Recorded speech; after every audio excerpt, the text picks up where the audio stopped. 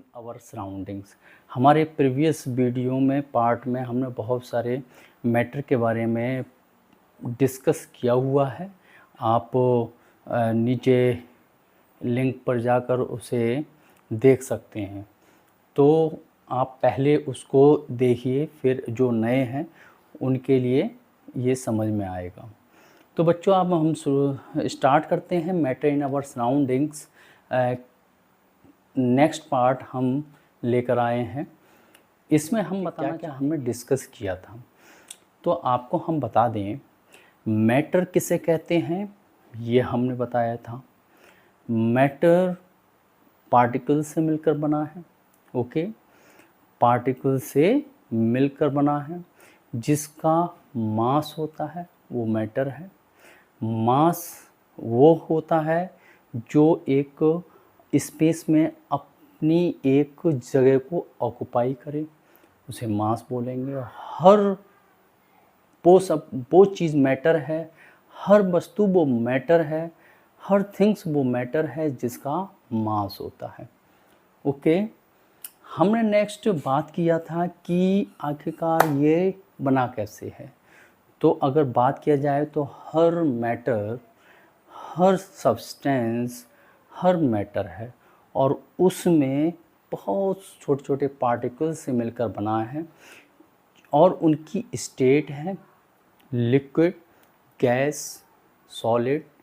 इनमें पार्टिकल्स का अरेंजमेंट और पार्टिकल्स के बीच में जो स्पेस है और पार्टिकल्स मूव कर रहे हैं, ये सारी की सारी फिनोमेना हम पहले ही डिस्कस कर चुके हैं। तो सारा खेल बच्चों उस मैटर के पार्टिकल्स का है। पार्टिकल्स मूव करते हैं, ये हमने प्रॉपर्टी समझी थी। पार्टिकल्स के बीच में स्पेस होता है, अलग अलग स्टेट में अलग अलग स्पेस हो सकता है।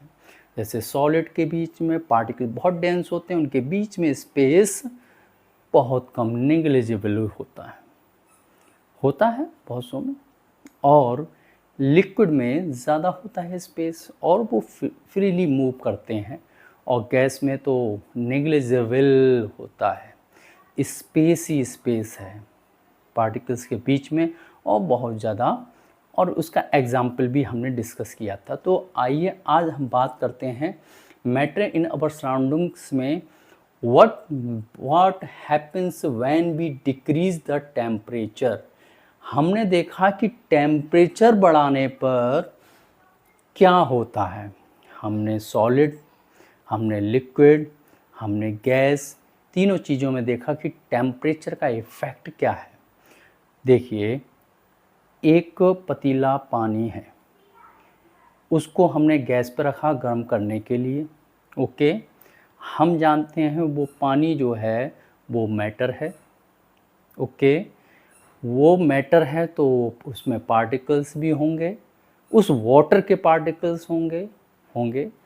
जब वो लिक्विड फॉर्म में है तो पार्टिकल्स का अरेंजमेंट थोड़ा क्या होगा, उनके बीच में जो पार्टिकल्स से बॉन्डिंग वो लूज होगी थोड़ी।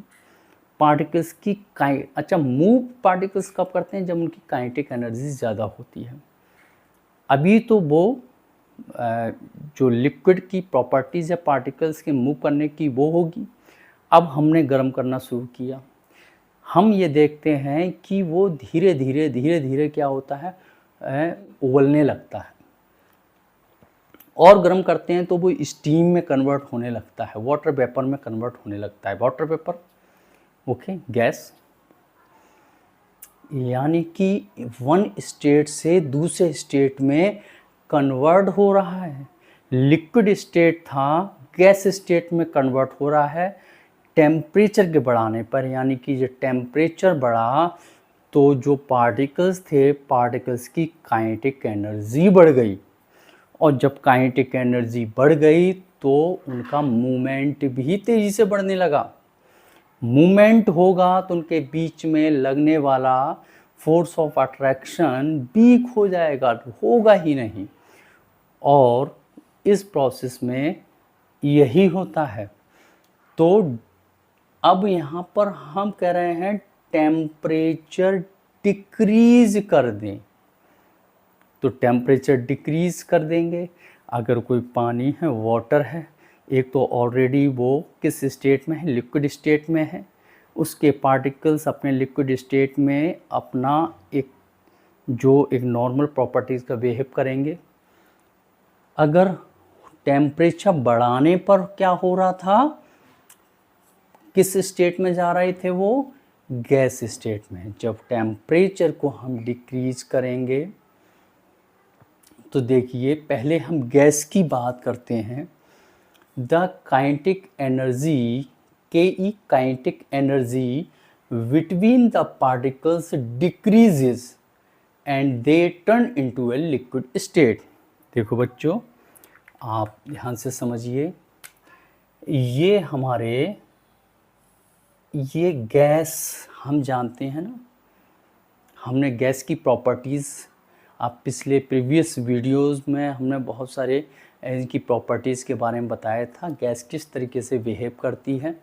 ओके, तो गैस के पार्टिकल्स के बीच में क्या स्पेस होता है, क्या फोर्स ऑफ अट्रैक्शन होता है, क्या किस तरीके से वो गैस जो है कि पार्टिकल्स मूव करते हैं, ये सारी चीज़ें हम डिस्कस कर चुके हैं। आप पिछली वीडियो देखिए, बहुत अच्छे से समझ में आ जाएगा। हम बात कर रहे हैं गैस। तो बच्चों, गैस के पार्टिकल्स के बीच में फोर्स ऑफ अट्रैक्शन तो नेग्लिजिबल होता है, लगभग बहुत कम होता है। इसलिए ये जो पार्टिकल्स हैं फ्रीली मूव करते हैं और इनकी काइनेटिक एनर्जी बहुत ज़्यादा होती है। काइनेटिक एनर्जी ज़्यादा है, इसलिए ही तो ये तेज़ी से मूव कर रहे हैं। अरे देखिए, हवा, एयर, गैस ही तो है। अगर आपके रसोई के गैस सिलेंडर की ज़रा सी भी गैस लीक हो जाए और आप रूम में कहीं किसी कोने में घर में बैठे हुए हैं, तो आपको वहाँ तक उसकी स्मेल आ जाएगी। आप कहीं अगरबत्ती जल रही है, कहीं धूप बत्ती लग रही है, किसी ने परफ्यूम लगाया, किसी ने डिओड्रेंट लगाया, सेकंडों में आपको उसकी स्मेल आ जाती है। यानी कि उसके पार्टिकल्स इतनी तेज़ी से मूव करते हैं। तो ये तभी पॉसिबल है जब उसकी काइनेटिक एनर्जी ज़्यादा होगी। काइनेटिक एनर्जी को बढ़ाने वाले टेम्परेचर ही होता है। अगर हम इसको टेम्परेचर को कम कर रहे हैं, लिक्विड का एक अपना पर्टिकुलर टेम्परेचर है और इसको टेम्परेचर को इतना कम करते चले गए कि इन पार्टिकल्स की काइनेटिक एनर्जी डिक्रीज़ हो गई। जब ये काइनेटिक एनर्जी डिक्रीज होगी तो ये मूव नहीं कर पाएंगे और ये पास ये पार्टिकल्स एक दूसरे के आ जाएंगे। हो सकता है इनमें फोर्स ऑफ अट्रैक्शन भी लगने लगे। तब ये जो है गैस से लिक्विड में कन्वर्ट हो जाएगा। और आप जानते हैं ये प्रोसेस कहाँ होती है, बताइए। आपने देखा होगा, खाना बनता है या दूध उबलता है तो उसके ऊपर हम लिड रख देते हैं, ढक्कन रख देते हैं। फिर ढक्कन रखने के बाद में गैस को हम बंद कर देते हैं। थोड़ी देर बाद हम ये देखते हैं कि उस ढक्कन पर वाटर की ड्रॉपलेट्स बन गई हैं। क्या हुआ, जब हीट किया था तो जो वाटर था वो पहले किस में कन्वर्ट हुआ, गैस, वाटर वेपर में, गैस में।